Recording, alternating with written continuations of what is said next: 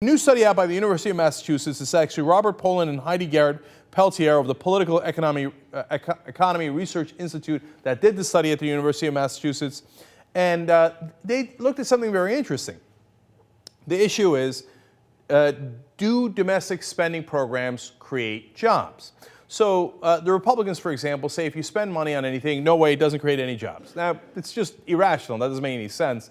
You might think that if spending money is not the right thing to do, that it's inefficient, and that even though it creates some jobs, it's not worth it. That's a perfectly legitimate opinion to have. But to say it doesn't create jobs is crazy talk, right? But what makes it funnier is that the Republicans will then turn around and go, we can't ever cut defense. Are you kidding me?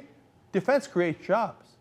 So wait, how can that, wait, that don't make no kind of sense. So how can it be that defense spending by the government creates jobs, but no other spending by the government creates jobs? Of course not. So when they did this study, they found out some interesting facts.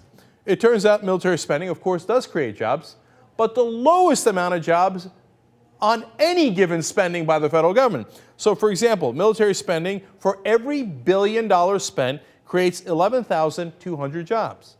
But when you look at it in tax cuts for personal consumption, that's 15,100 jobs. So even tax cuts is better. But as you can see, that's not very good either.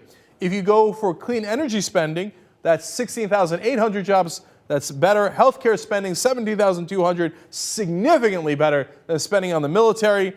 And then the number one category is spending on education, creates 26,700 jobs for every $1 billion spent. So when you look at that, as usual, Republicans dead wrong.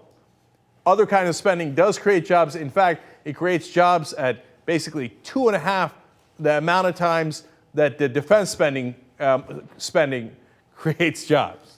I lost you there at the right at the end, okay? But you see what I'm talking about, and you saw the graph. So don't believe the hype.